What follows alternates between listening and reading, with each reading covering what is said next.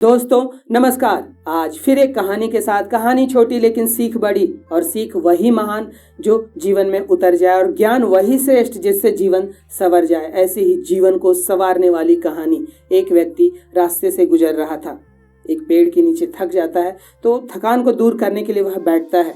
वहीं पर यमराज की भेंट हो जाती है उससे, और उस व्यक्ति को पता नहीं होता है कि वह यमराज है, और दरअसल यमराज उसके प्राण लेने आए हुए होते हैं। यमराज भी थक चुके होते हैं और उस व्यक्ति से वह पानी मांगते हैं। व्यक्ति उन्हें पानी पिलाता है। यमराज पानी पीकर प्रसन्न होते हैं और कहते हैं कि मैं तुम्हारे दरअसल प्राण लेने आया था, मैं यमराज हूँ, लेकिन तुम्हारे इस परोपकार से जो तुमने अभी मुझे पानी पिलाया, मैं तुम्हें कुछ मौका देता हूँ। मैं यह तुम्हें तुम्हारी किताब, लेखे जोखे की किताब, जो जीवन में जो कुछ भी कर्म तुमने किया है उस किताब को तुम्हें दे रहा हूँ, और अपने पन्ने पर जाकर जो कुछ भी तुम इस किताब में लिखोगे वह तुमको मिल जाएगा। लेकिन ध्यान देना, इस पन्ने पर बाकी लोगों के, इस किताब पर बाकी लोगों के भी पन्ने हैं। तुम्हें उनसे मतलब नहीं रखना है। तुम सीधे अपने पन्ने पर जाओ, क्योंकि मैं तुम्हें केवल 5 मिनट दे रहा हूँ। अपने पन्ने पर जाकर जो कुछ भी तुम लिखोगे वह तुम्हें मिल जाएगा। अब वह युवक डरा तो हुआ होता है कि मृत्यु साक्षात सामने खड़ी है, और वह किताब को पकड़ता है, लेखे जोखे वाली, और देखता है। जब पन्ने पलटता है तो देखता है उसके पड़ोसी का नाम है, और वह जब पन्ने को देखने लगता है तो उत्सुकता जागती है कि उसके जीवन में क्या है। अभी तो मेरे पास 5 मिनट हैं, देख तो लूं। और वह जब देखता है तो उसे पता चलता है कि कल उसकी लॉटरी लगने वाली है, और लॉटरी में करोड़ों रुपए मिलने वाले हैं। तब वह उस पन्ने पर लिख देता है कि इसकी लॉटरी न निकले। फिर वह आगे पन्ने पलटता है। अब उसे आगे पन्ने पर उसके एक रिश्तेदार का नाम दिख जाता है, और उस रिश्तेदार की जब उस पन्ने पर देखता है तब वह देखता है कि अरे, यह तो चुनाव जीतकर मंत्री बनने वाला है। तब उसके पन्ने पर वह लिख देता है कि यह चुनाव हार जाए। आगे बढ़ता है, उसे अपने अभिन्न मित्र का पन्ना मिल जाता है, और वह देखता है उसकी शादी उस युवती से होने जा रही है जिसे यह भी प्रेम करता था, लेकिन वह युवती इसे प्रेम नहीं करती थी। तब वह उस पन्ने पर लिख देता है कि उस युवक की शादी उस युवती के साथ ना हो। इस प्रकार वह पन्ने पलटते जाता है, अपने रिश्तेदारों के, अपने दोस्तों की देखता जाता है कि किसके जीवन में क्या हो रहा है, और अपनी स्वेच्छा से उनके साथ में बुरी बुरी चीजें लिख देता है कि ताकि उन्हें वह चीज ना मिले। और ऐसे करते करते, दूसरों में उत्सुकता दिखाते दिखाते कब 5 मिनट बीत जाते हैं उसे पता भी नहीं चलता है। और जैसे ही 5 मिनट बीतते हैं, यमराज उसके हाथ से वह किताब छीन लेते हैं और कहते हैं कि मैंने तुम्हें पहले ही सचेत किया था कि दूसरों के जीवन में ताका झाकी मत करो। तुमने यह 5 मिनट गंवा दिए। चाहते तुम तो इस 5 मिनट में तुम अपने पूरे जीवन को बदल सकते थे, बहुत कुछ पा सकते थे, लेकिन तुमने दूसरों के जीवन में ही क्या हो रहा है उसी में उत्सुकता रखने के कारण तुमने अपने इस बहुमूल्य समय को गंवा दिया। और अब मैं तुम्हारे प्राण लेकर यमलोक चलूंगा। और यमराज उसके प्राण लेते हैं और यमलोक की यात्रा की ओर निकल आते हैं। दोस्तों, कहानी छोटी सी है, लेकिन यह हम सब कर रहे हैं। हमको बहुमूल्य समय मिला हुआ है, लेकिन हम इस समय को व्यर्थ की चीजों में, व्यर्थ के चलचित्रों को देखने में, व्यर्थ के शो को देखने में, दूसरों के रील्स, दूसरों के शॉर्ट्स, दूसरों के स्टेटस को देखने में ऐसे ही बिता रहे हैं। साथ ही में हम, हमारे आसपास के जब लोग सफल होते हैं, उनके जीवन में कुछ अच्छा होता है, तब हम बुरा मानने लग जाते हैं, हम उन्हें कोसने लग जाते हैं। कुछ नहीं तो अरे, बेईमानी के काम से पैसे कमा रहा होगा, जरूर कुछ ऐसा उल्टा सीधे काम कर रहा हो, इस तरह की बयानबाजी करने लग जाते हैं। हमें उस व्यक्ति के जो सफल हो रहा है उसका मेहनत नहीं दिखता, उसका दिमाग नहीं दिखता, लेकिन मुंह तो है, बोलना है, कुछ भी बोले जा रहे हैं। तो यही हम अपने लेखे जोखे में डाल रहे हैं। और जो कुछ भी हम आज डालेंगे, वर्तमान रूपी आज के गमले में हम जो भी बीज बोएंगे, हमें वह कल भुगतना ही पड़ेगा।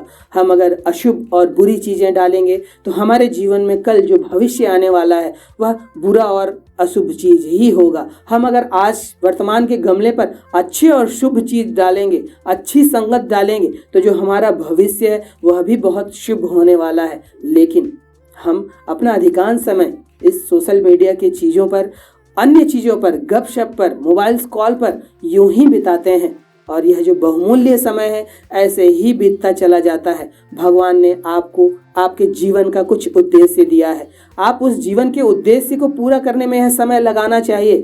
लेकिन कई लोग कुछ पैसे कमा लेते हैं, 30,000, 40,000, 50,000, लाख, 2 लाख, 3 लाख, 5 लाख, 1 करोड़, और समझते हैं कि ऐसे ही जीवन बीत जाता है। क्या इससे संतुष्टि मिलने वाली है?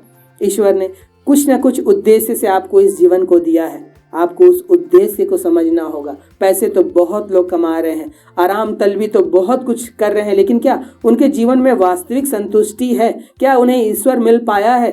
जब तक अपने उस जीवन के उद्देश्य को नहीं समझेंगे, अपने उस बही लेखा वाली किताब पर क्या डालना है वह नहीं समझेंगे, तब तक यमराज की घंटी लटकती रहेगी। और यह यमराज की घंटी और कुछ नहीं है, दुख, दुर्घटना और मृत्यु है, बीमारियां हैं।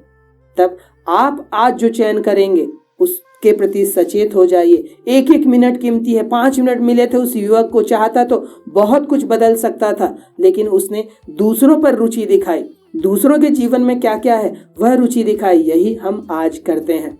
हम अपने आप को सुधारने में नहीं लगाते, दूसरों को भी सुधारने में लगाए पड़े रहते हैं कि उसे ऐसा करना चाहिए, उसे ऐसा करना चाहिए, उसने ऐसा गलत कर दिया, उसे ऐसा करना चाहिए था।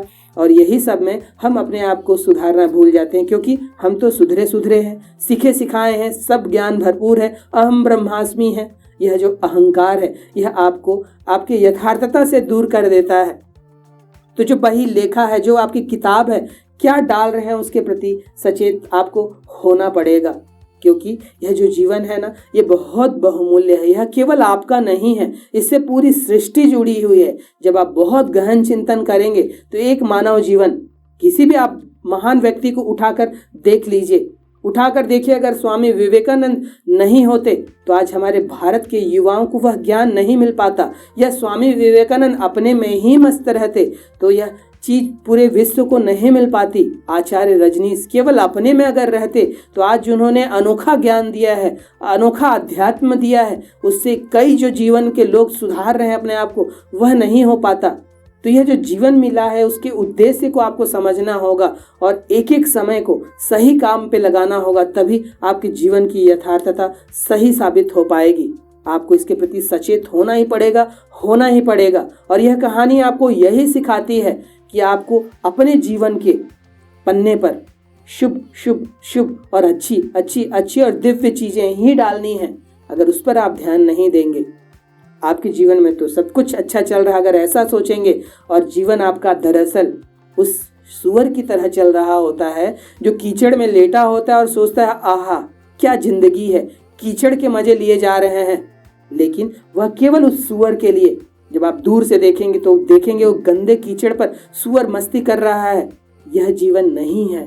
जब आप कीचड़ पे खेल रहे होते हैं ना तो आपको मजा आ सकता है। जब आप भोग विलास करते हैं, जब आप मदिरा पान करते हैं, जब आप अय्यासी करते हैं, जब आप पर स्त्री पर पुरुष पे ध्यान देते हैं और ऐसा चरित्र रखते हैं, तो वह ठीक उसी कीचड़ पर लेटने की तरह ही होता है।